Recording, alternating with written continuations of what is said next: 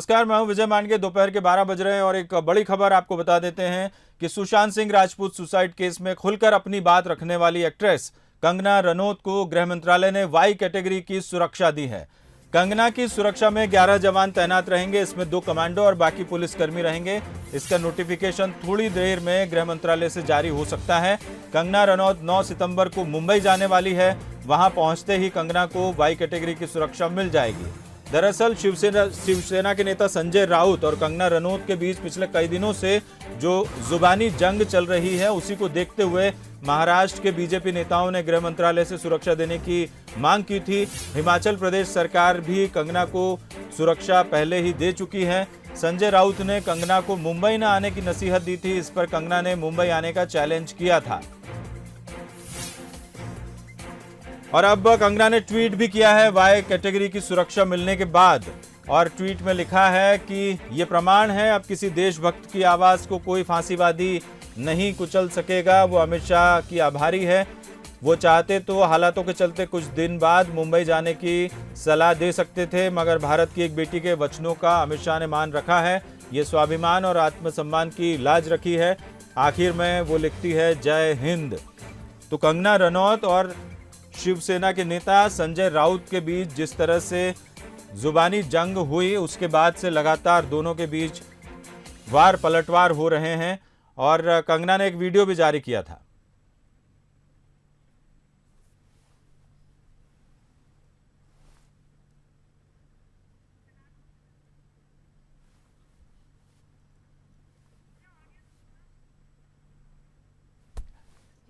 भोंडा प्रदर्शन पूरे समाज के सामने, पूरे देश के सामने किया है, वो मानसिकता इसकी जिम्मेदार है। और इस देश की बेटियां आपको माफ नहीं करेगी। संजय जी, आपने उन सब महिलाओं का शोषण करने वालों को सशक्तिकरण किया है। इस देश की बेटियां आपको माफ नहीं करेगी। आप एक सरकारी मुलाजिम हैं, एक मंत्री, आप तो जानते ही होंगे कि इस देश में हर दिन नहीं, हर घंटे कितनी लड़कियों के बलात्कार हो रहे हैं, कितनी लड़कियों का शोषण किया जा रहा है। उनकी बॉडीज काट के एसिड डाल के फेंक दी जा रही है, उनकी काम की जगहों पे उनको गालियां दी जा रही है, उनका अपमान किया जा रहा है। उनके खुद के पति उनके कान, नाक, मुंह, कान, जबड़े तोड़ रहे हैं। और आपको पता है इसका जिम्मेदार कौन है? इसका जिम्मेदार है ये जो मानसिकता आपने, जिसका भोंडा प्रदर्शन पूरे समाज के साथ। तो वो शिवसेना के नेता संजय राउत ने भी इस मसले पर एक ट्वीट किया है और उन्होंने लिखा है कि शिवसेना छत्रपति शिवाजी और महाराणा प्रताप के आदर्शों पर चलती है। महिलाओं का सम्मान करना इन दोनों महापुरुषों ने सिखाया है, मगर कुछ लोग ये साबित करने की कोशिश कर रहे हैं कि शिवसेना ने महिला का अपमान किया है। लेकिन हमें ये भूलना नहीं चाहिए कि जो ऐसा कर रहे हैं वो खुद मुंबई या मुंबा देवी का अपमान कर रहे हैं।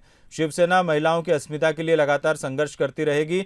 ये संजय राउत का ट्वीट अब से कुछ देर पहले, जब वाई कैटेगरी सुरक्षा मिलने की खबर सामने आई और कुछ देर में जब नोटिफिकेशन भी जारी होने वाला है, तो इस पर संजय राउत ने भी अपनी प्रतिक्रिया दी है और उनका साफ कहना है कि उन्होंने किसी तरह से किसी महिला का अपमान नहीं किया। सीधा सीधा उनका ये कहना था कि कंगना रनौत को लेकर उन्होंने जो कहा था वो कोई अपमानजनक नहीं था। मगर सबसे अहम बात यही है कि शिवसेना नेता संजय राउत ने जिन शब्दों का इस्तेमाल किया, उसे लेकर काफ़ी कुछ विवाद बढ़ा है और उसी विवाद का जवाब कंगना रनौत ने दिया है और अब उन्हें वाई कैटेगरी की सुरक्षा मिलेगी। ये वो जो ट्वीट है आप देख रहे हैं अपनी स्क्रीन पर, शिवसेना नेता संजय राउत ने किया है और उन्होंने महाराणा प्रताप और छत्रपति शिवाजी के खुद को वंशज बताते हुए शिवसेना को कहा है कि वो महिलाओं का सम्मान करना जानते हैं। दरअसल ये पूरा मसला जो है, अब इसे इस नज़रिए से देखें तो बॉलीवुड में सियासत कहीं ना कहीं इस पूरे मसले पर होती नजर आ रही है। बंसल न्यूज़ हेड शरद द्विवेदी हमारे साथ फोन लाइन से जुड़ गए हैं। शरद जी, सवाल यही है कि बॉलीवुड अब सियासी रुख अख्तियार करता हुआ नजर आ रहा है। कंगना रनौत और शिवसेना नेता संजय राउत के बीच जो भी जुबानी जंग हुई थी, उसमें बीजेपी और तमाम दल इस पूरे मसले पर कूद पड़े हैं। मैं तो वो दृश्य देख रहा हूँ। क्या ऐसा भी हो सकता है विजय कि बिहार विधानसभा के लिए चुनाव में कंगना राउत जो है वो बीजेपी या नीतीश कुमार जी की तरफ से सितारा प्रचारक साबित हो सकती है? क्या हो सकती हैं, ये वक्त बताएगा। और क्या बिहार विधानसभा के चुनाव में कंगना रनौत और सुशांत सिंह राजपूत का परिवार जगह जगह मौजूद रह सकता है? वो भाषण भले ही ना दे, लेकिन एक सहानुभूति की लहर के दृष्टि से क्या वो मौजूद रहेगा? क्या ऐसा हो सकता है? सियासत में कुछ भी हो सकता है। और यही वजह है कि कंगना रनौत को लेकर एक तरह से बीजेपी और शिवसेना के बीच एक जंग छिड़ गई है। और ये जंग इसलिए भी छिड़ी है, जैसा हम जानते हैं, जो लोग इस चीज को और समझना चाहेंगे उनके लिए हम ये बता दें कि इस पूरे मामले में शिवसेना के एक दिग्गज नेता के पुत्र की कथित कहीं किसी भूमिका की तरफ उंगलियां उठाई गई हैं। और उसी की वजह से ये पूरा मसला जो है, जिसको लेकर शिवसेना कहीं ना कहीं अपने को ये मान रही है कि उसको निशाना बनाने की कोशिश हो रही है। और जिस तरह से ये बयानबाजी है, ये तो अपने स्तर को पीछे छोड़ती जा रही है। कंगना रनौत कहती है कि 9 सितंबर को मुंबई आऊंगी और टाइम पोस्ट करूंगी, किसी के बाप में हिम्मत है तो रोक ले। शिवसेना सांसद संजय राउत ट्वीट करके कहते हैं, मुंबई मराठी मानुष के बाप की है, जिन्हें ये मंजूर नहीं वो अपना बाप दिखाएं। शिवसेना महाराष्ट्र के दुश्मनों का श्राद्ध किए बगैर नहीं रहेगी, प्रॉमिस, जय हिंद जय महाराष्ट्र। यानी साफ तौर पर शिवसेना इसमें एक मराठी मानुष का एंगल देख रही है, महाराष्ट्र की अस्मिता को इससे जोड़ रही है, वो भी सियासत का एंगल है। और दूसरी तरफ बीजेपी और नीतीश कुमार इसमें बिहार की अस्मिता का एंगल देख रहे हैं, क्योंकि अब बिहार के विधानसभा चुनाव जल्दी होंगे। और मुझे लगता है कि जब से मैं मुंबई फिल्म जगत को देख रहा हूं, ये अपनी तरह का पहला मामला है जिसमें मुंबई फिल्म जगत का एक बहुत बड़ा समूह अभिनेताओं का, प्रोड्यूसर्स का, डायरेक्टर्स का चुप है। लेकिन कंगना रनौत वर्सेस शिवसेना, ये लड़ाई कहां तक जाएगी, कितनी सियासी पेचोखम अख्तियार करेगी, ये वक्त बताएगा। बिल्कुल शरद जी, और ज्यादा इंतजार नहीं करना पड़ेगा। जब बिहार विधानसभा इलेक्शन के नोटिफिकेशन जारी होंगे उसके बाद, और हम तो देख रहे हैं कि उससे पहले इस तरह का ये विवाद और इसे जिस तरह से सियासी रंग दिया जा रहा है, तो ज़्यादा इंतज़ार लगता है कि नहीं करना पड़ेगा। बहुत बहुत शुक्रिया आपका हमसे बातचीत करने के लिए। तो बिहार इलेक्शन के चलते ये ज़रूर कहा जा सकता है। और देखिए कि संजय राउत से इस सवाल का जवाब लेने की कोशिश मीडिया ने की थी, लेकिन वो कुछ नहीं बोले।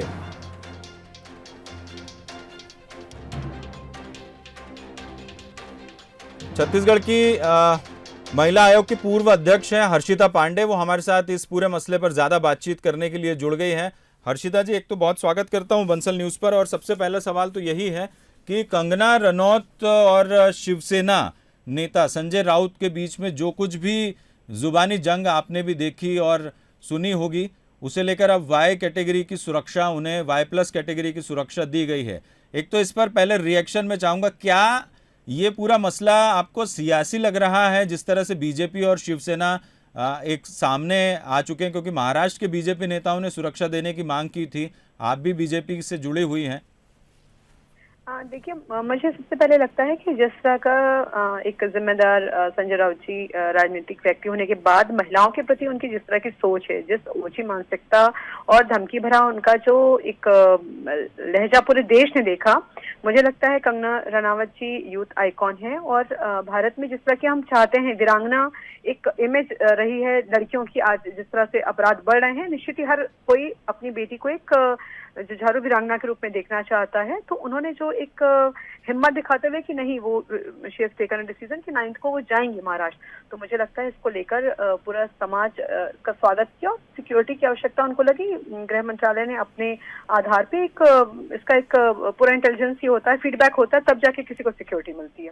लेकिन हर्षिता जी, एक सवाल ये भी है कि सुशांत सिंह राजपूत केस में लगातार कंगना अपनी आवाज उठाती रही है। उन्होंने कई सारे मसलों को लेकर अपनी बात की है, और नेपोटिज्म की बात करें, चाहे बॉलीवुड में, चाहे फिर ड्रग्स कनेक्शन की बात करें, तो क्या इसी को लेकर शिवसेना का ये रिएक्शन है?